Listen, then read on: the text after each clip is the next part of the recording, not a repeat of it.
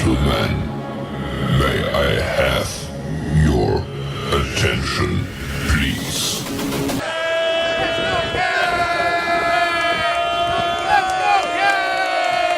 The show starts in 3, 2, 1, go. Good morning, CaneSport. It's January the 12th, 2024. I'm Gary Ferman, the publisher of CaneSport.com, joined this morning by our managing editor, Matt Shodell, and Stephen Wagner, as we discuss the news of the day. And we got a lot of it to talk about today, so I'm going to get right to it. I'm not going to talk about how annoying Matt Shodell is. I am not going to talk about Stephen Wagner's mustache. I am going to get right to the news of the day, and that is a commitment from a transfer defensive end from Marshall, of all places, and his name is Elijah Alston. And the significance here is that he played under now Miami defense coordinator Lance Guidry when Lance Guidry was at Marshall before he came to Miami. Kind of workmanlike career.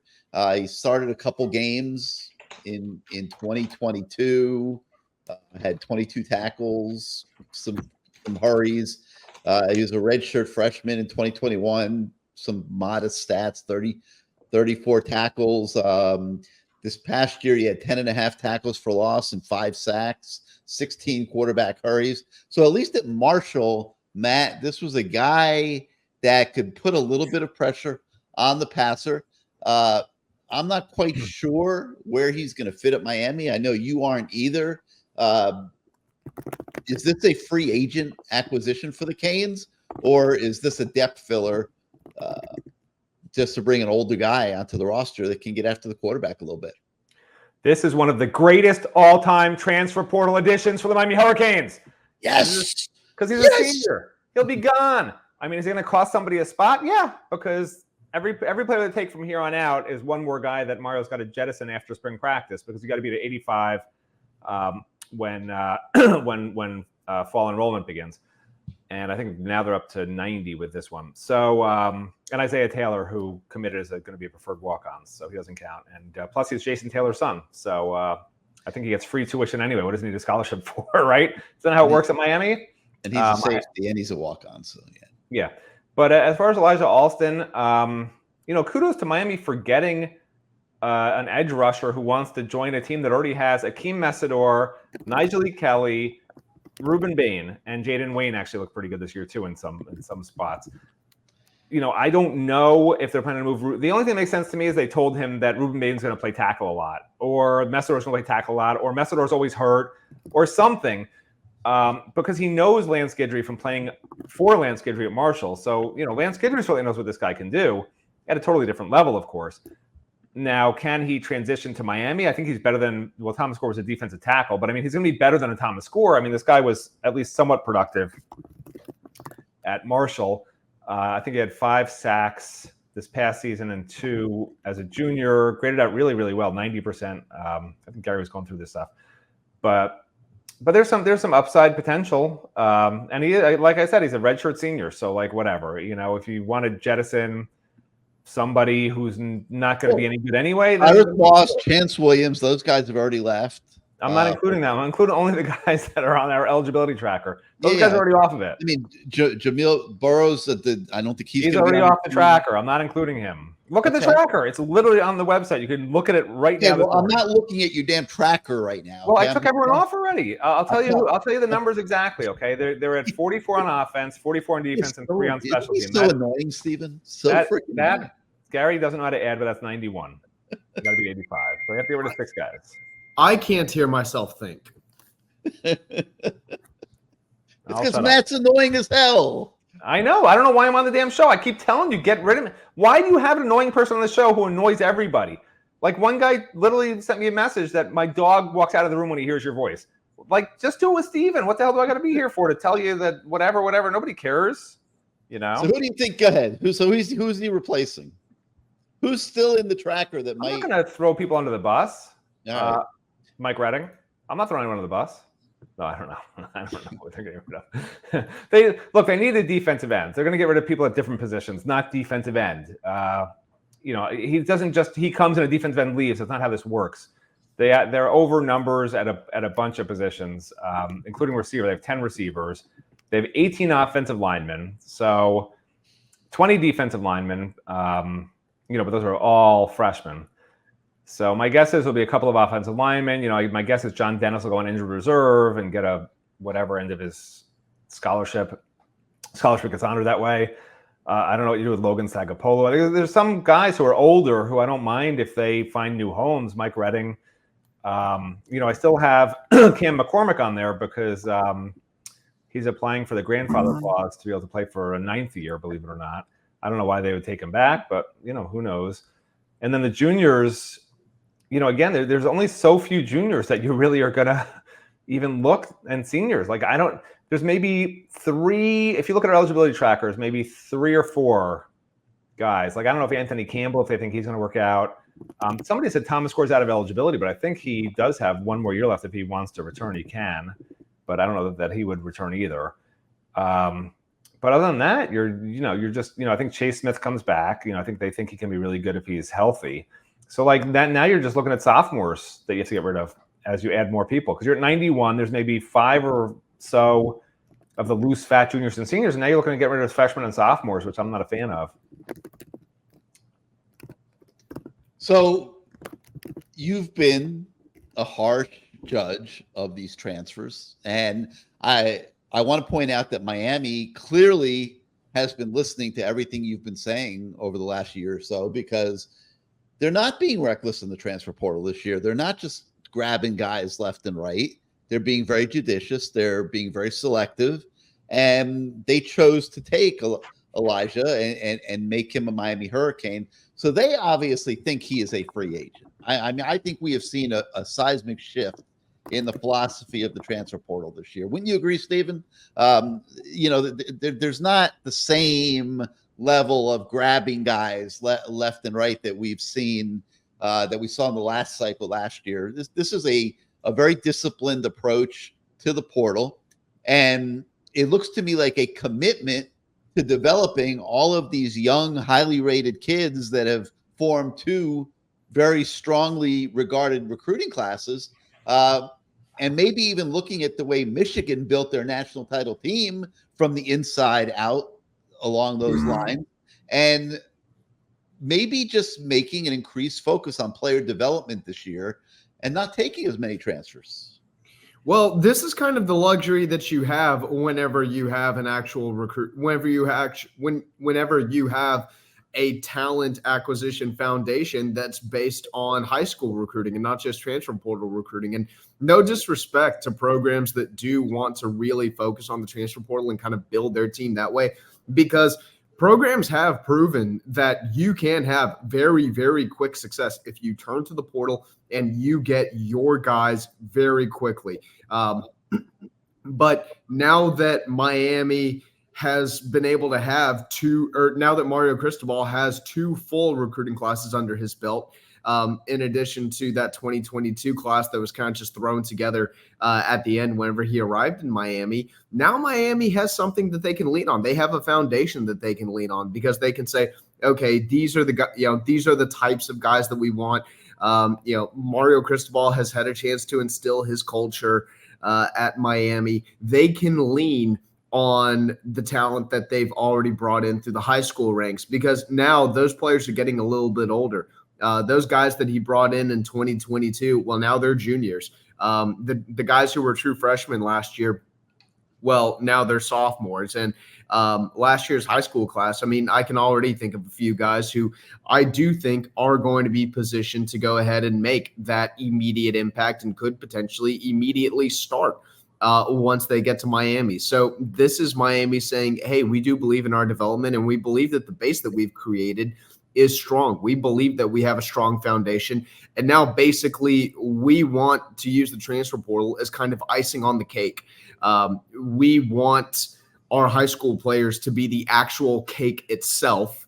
And then we want transfer portal additions to be icing. We want it to be the cherry on top, or whatever metaphor you're feeling like using at the moment.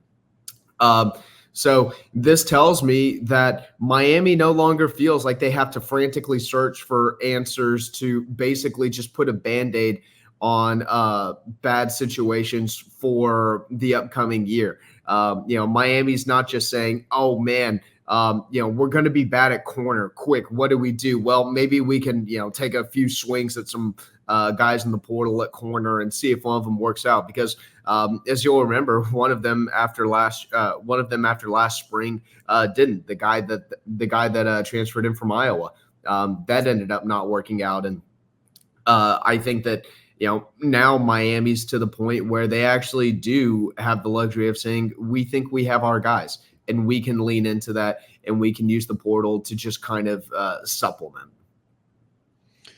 Yeah, so I like it. I like what we're seeing. Matt, we spoke about this already, so we don't have to go back into it. But we have done a deep dive in recent days into the recruiting classes of the past several years, and have been way too many guys taken into the program that didn't really make a contribution or ended up transferring and jettisoning out. And that's got to change for Miami to go to the next level now. And so I like what I'm seeing. I like the fact that it looks like some lessons have been learned, and it will be interesting to see if this impacts the one-loss record in the fall, because this is a very young team, and it's not very easy, Matt, to win with a young team.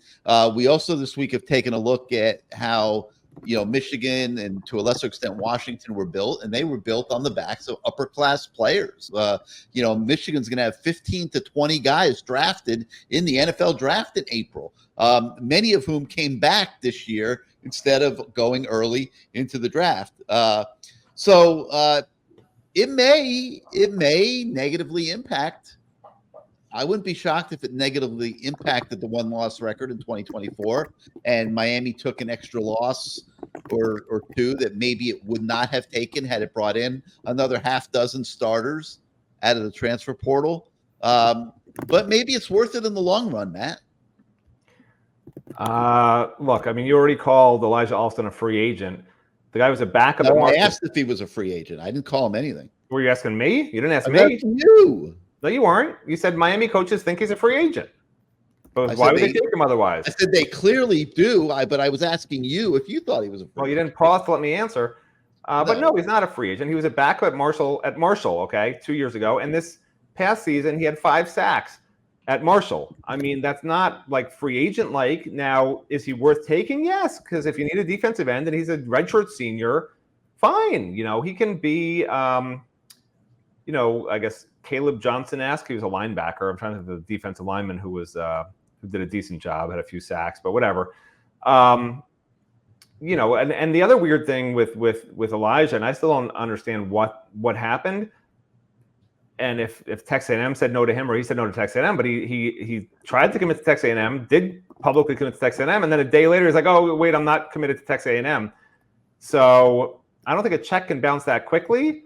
I don't know if Texas A&M told him, you know what, you only had 5 sacks and you were backup 2 years ago. No thanks.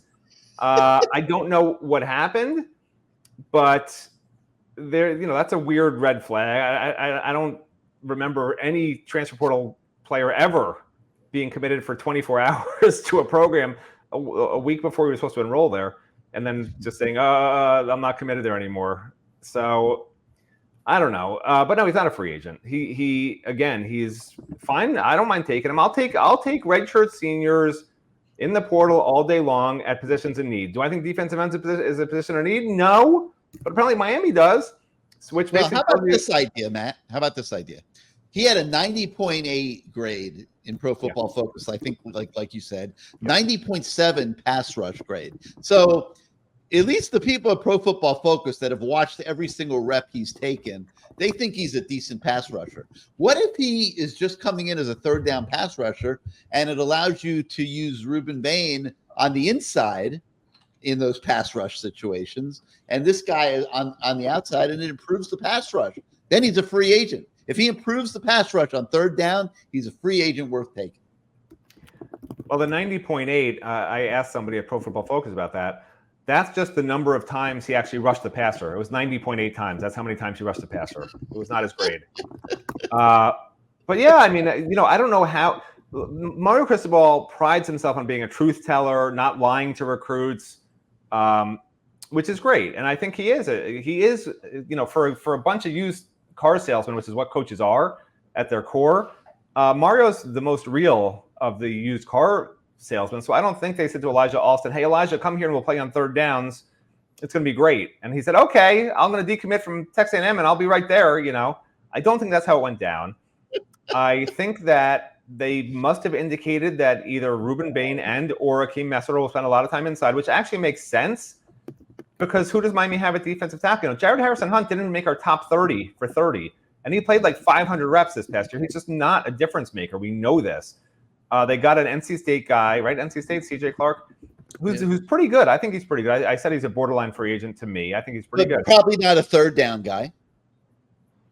Probably a first or second down defensive tackle. So you think maybe they want to move Messidor and Bain inside? You move them both inside. Maybe. Okay. Yeah. So regardless, I think that is what they probably sold Elijah Alston on. Not that you'll be our third down pass rusher. And you know what? Ruben Bain probably does belong inside. It wouldn't surprise me if he puts on another 10 pounds, 15 pounds. Just eating Mario Cristobal's cooking for the next, 7-8 months. A speed rusher, he is not. He is a power rusher. Right. Everyone I talk to say he will be a defensive tackle. It's just a matter of time. Now, I don't know if Ruben wants to be a defensive end, because that happens. That's what happened, as a matter of fact, with Akeem Messidor. West Virginia said to Akeem, you're a defensive tackle, and that's where they used him, and he didn't like it. So he left, and that's how he wound up at Miami, and that's why he played mostly defensive end at Miami. So I don't know if Ruben's going to push to be a defensive end, won't be happy at tackle. A lot of these guys do not like playing tackle. You get caught up in the wash. It's a grind, man. It's a grind of defensive tackle. Defensive ends, U.S. players, defensive end is fun. You get to just come off the edge and just try to get to the guy. Defensive tackle is a lot different, a lot more difficult. It seems like it's a more straight line to the quarterback, but it's not the easiest path to the quarterback. So we'll see. But my guess is, that Bain's probably going to spend a lot of time inside next season. Yeah, and I didn't think Jaden Wayne was that effective this year. He clearly he wasn't really ready to play. He really wasn't. No. Yeah, he's very young. He showed some good things. He dropped in coverage. Like, he at least knew what he was doing, and he's got some good length to him. Did he have a productive year in terms of changing games or anything like that? No, definitely not. But I could see him being pretty good down the road. And, they have Nigel Kelly at defensive end also. So, it's a pretty stacked defensive end room at this point, in my opinion, depth-wise. All right, let's move on to another story that's on the website today. We took a deep dive into the 3-star versus 4- and 5-star debate. And people ask this question all the time when they look at recruiting rankings. Why are they taking so many 3 stars? They need to be taking 4 and 5 stars. And in general, yes, I think that is pretty much the case. And what this story aims to do is look a little bit harder at this whole concept of 4 and 5 stars and 3 stars and who made it and who didn't and what percentage of 3 stars are really hits. And man, I'm going to be honest with you, I was kind of surprised how bad it was for the 3 stars. I mean, I would have guessed that more 3 stars were hits than what really were. I don't know if it's the 3 stars Miami's been taking that are necessarily been struggling a little bit, but give us a little synopsis. This was a byproduct of another day that you spent in that infamous lab of yours where we send you to basically we put you in timeout because you annoy the crap out of the rest of us. And we try to get you to do something productive with your time. And this time I think you did. I mean, I really liked this story. And I thought it was kind of, maybe somewhat expected that 3 stars wouldn't do as great as obviously 4 and 5 stars.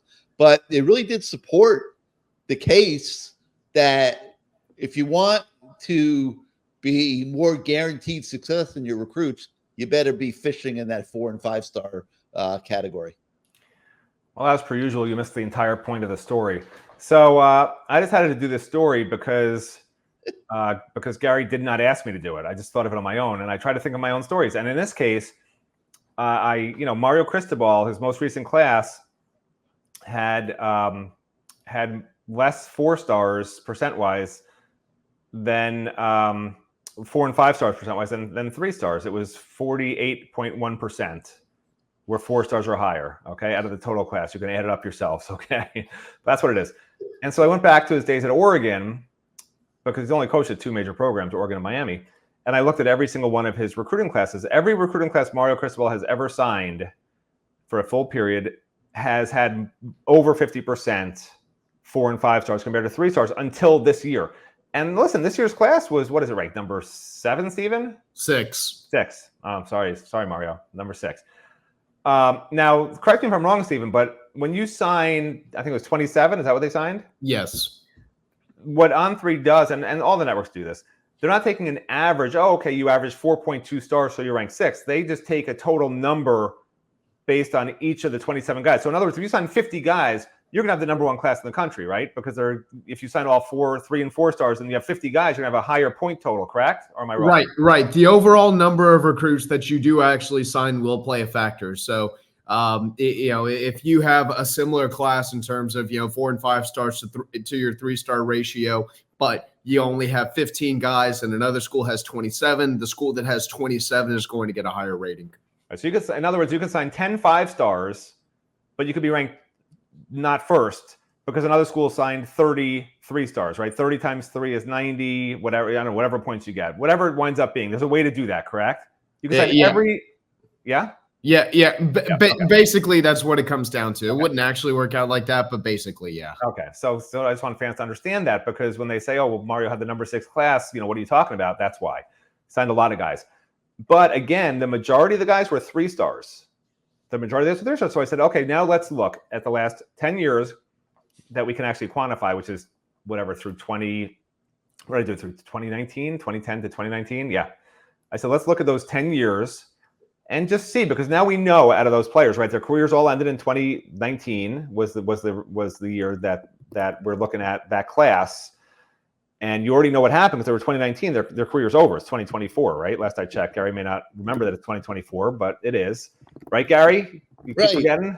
He tells me every day. I keep thinking it's 2023. He says it to me every day. I'm not even kidding. It takes me a few weeks to get used to it. Not a joke.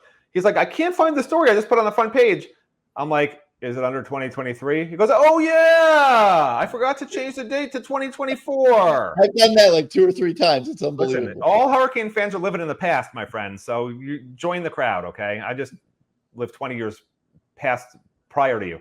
So anyway, so I said, okay, now we know that. Now let's look at that 10-year span and let's see if it actually matters, because maybe 3 stars wind up being just as good at Miami as 4 stars and 5 stars. So I said, let's check every player from 2010 to 2019 that signed in those classes, and let's assign a hit or a miss based on how they did. And that was subjective. I decided. Okay, Mark Pope was a hit because I love Mark Pope. No, Mark Pope was not a hit, and he wasn't even included in this because he came after that. But as I went through those numbers, there were 104 4 and 5 star signees from 2010 to 2019. Okay, these are just recruits, not transfers. And of those, the players, and you can look at it today in the story, all the players in those lists, I assigned hits to 57 of them. That means they started and did pretty well. They have to be productive and they have to have started for at least 1 year. So 54.8% were hits, which is pretty good. I mean, that's a nice hit rate right there. 2010 to 2019. The same, if you're a 3-star signee or worse, in that same exact span, there were 136 of those. Okay, so there's more of those than there were of the 4 and 5 stars, believe it or not. And 30 of them were hits under the same exact criteria. And that's 22%. So 54.8% wound up being pretty productive and starting as 4 and 5 star recruits. And 22.1% were hits. With the qualifier being, it's been an average football team for years. Yeah, but it's still a huge difference. Like, people who think stars don't matter, they matter. At Miami, they certainly have mattered from 2010 to 2019 because 1 out of every 4 to 5 3 stars actually panned out. And more than half of the 4 and 5 stars panned out in terms of being productive, helping the team, which is really what it's about, right? So it's probably not great that more than half of Mario's class this past year, for the first time in his history at major college recruiting, was 3 stars. But, maybe it'll be different. Maybe we'll be looking back in the year 2032, which Gary will still think is 2023 because he's dyslexic. And maybe in 2032, we'll be saying, wow, all of Mario's 3 stars panned out. All of Mario's 4 stars panned out. It's amazing. All right. Well, that story is on the website today. You guys can check that one out. And it's interesting to see backup and support for probably a lot of things that have been assumed for many years, and some people think stars matter, some people think they don't. In this case, I think there's clear evidence that, at least at the level that Miami's been recruiting at, that they absolutely do. So check that story out today. We also have a story on the website today where Stephen spoke to On3's director of scouting and rankings, Charles Power. This guy is the star maven. Like, he puts his whole life into how many stars these kids get and how many they should get, as much as anybody in the industry. And now that that things have passed, and some of these guys have played in All-American and All-Star games, we decided we would circle back to Charles Power and see his thoughts on the Miami class. And today we cover the offensive signees. Over the weekend, we'll have a story on the defensive signees. And Stephen, you spoke pretty in depth to Charles Power about all of these kids. Give us a summation of what Charles thinks of the Miami class and what you found out. Yeah, well, first off, I know people on our message boards, love to crap on three's rankings and say, these guys don't know what they're talking about. Well, the On Three rankings are very subjective, and they're supposed to be based over projecting long-term success, and it's also going to be very subjective. So with these rankings, they are banking on these Miami signees ultimately being X good or Y good, or like having such and such production later in their careers. And Miami still did do very, very well in the On Three final team ranking. This is a class that finished the year number 6. They got 2 5-star defensive linemen, both of whom are capable of playing in the interior. And then they got offensively 3 top 150 receivers for the first time since 2008, whenever Randy Shannon was still the head coach. So Miami cleaned up in a really, really major way. You look at some of the success that Miami had offensively recruiting this year. We knew going into the year that receiver was going to be a major, major focus for Miami. And I know a lot of fans will say, they missed out on Jeremiah Smith, so the class is a wash. That definitely isn't the case. Miami brought in some really, really awesome talent that hasn't been seen in Coral Gables at the receiver position in really the last 15 years, the last decade and a half. Not Ray Joseph. I'm still stuck in 2023 mode. Chance Robinson, Josiah Trader, and Nye Carr are all really, really awesome gets for Miami.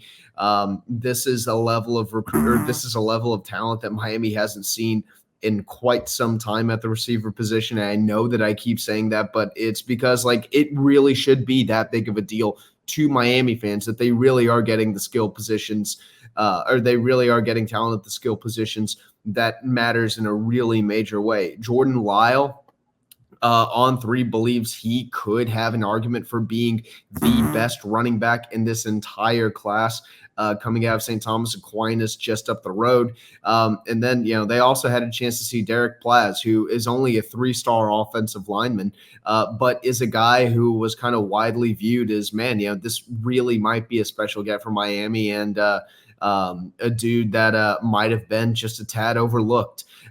So we had a chance to definitely go in depth on that, and definitely want you to check that out on the website. All right. And like I said, over the weekend, we'll have the defensive guys. So you can check that out as well. As usual, we have extensive recruiting coverage, and it's going to be all about recruiting here in the off season, obviously. And coaches are going out on the road today. Several are going out on the road, and they will be on the road for the next several weeks as they can start deep diving hard into the 2025 recruiting class, and they will. We talked about a few of the stories on the website today, starting with a top 30 JUCO kid, wide receiver by the name of Leland Smith.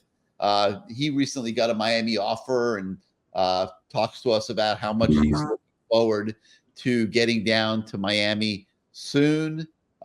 We've got a story on the website about a 4-star running back by the name of Alvin Henderson, and he talks about his interest in Miami and the planned visit that he's going to be having soon, and says that he is very much attracted to the fact that Miami's offensive line looks like it's going to be great for the next several years. And he says, if you go to Miami, you're going to be running behind the best offensive linemen. So that Mario Cristobal message has certainly gotten across loud and clear there.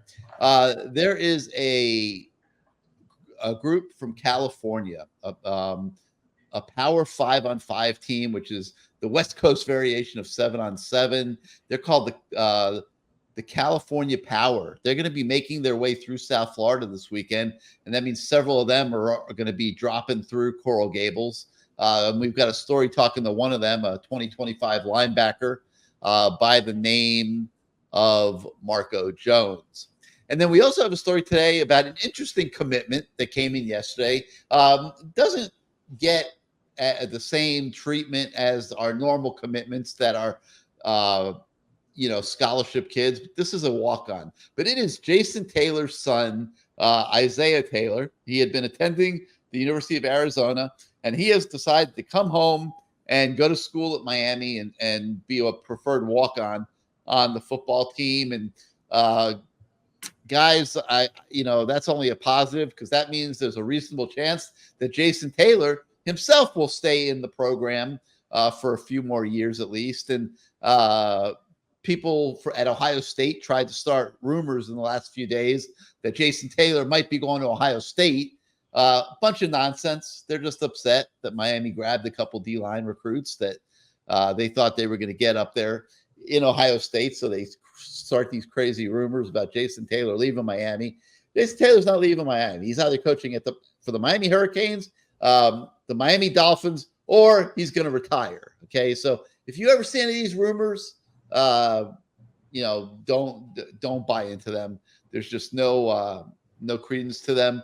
And I don't know. Isaiah was a 3-star recruit out of St. Thomas Aquinas out of high school. He was in the class of 2021. Wasn't really able to do much at Arizona. He played in 4 games as a freshman on special teams. Just wasn't getting much done. He had 146 reps this past season. Pro Football Focus grade 56.5. He's an okay player. He's not, he'll be a walk-on here because he can get free tuition as Jason Taylor's son. So, but it's still interesting because I think it does secure Jason Taylor in the Miami program. And we also have a story this morning, and this is kind of interesting. Jordan Miller, you'll remember him, the great forward that was a big part of Miami's Final Four run last year, maybe a little overshadowed by the ACC Player of the Year season and career of Isaiah Wong. Jordan Miller is lighting it up as a pro. The Clippers have him playing on their G League team, and he had a 36-point outing a couple days ago, and just is really, really, really putting up big-time numbers in the NBA G League, and it's looking like it might not be too long before you see him called up to the big league, so to speak, because he's starting to really turn it on. In the last 6 games, he's averaging 28.5 points after averaging 6.8 points earlier in the year. So whatever has gotten into Jordan Miller is working, and he looks like he's off and running into a very successful pro career. So we congratulate him very much. And that's going to do it for today for Good Morning CaneSport. Like I said, the coaches are hitting the road here this morning. We will have continued coverage of that recruiting effort. We've got a tight end from the state of Georgia coming in this weekend for an unofficial visit. So we will try to be covering that along the way as well. And exciting time for Miami always when recruiting kicks in. And now the 2025 cycle is going to start hitting overdrive, and we're going to have a lot of camps coming up and things like that. So we and Steven, Azubi, and our whole team are looking forward to getting to know these new faces in 2025 and bringing you guys the coverage throughout the next, 12 months as we point to signing day in December of 2024. So for Matt Shodell and Stephen Wagner, I'm Gary Ferman. Thank you again for joining us, everybody, and we will see you next time.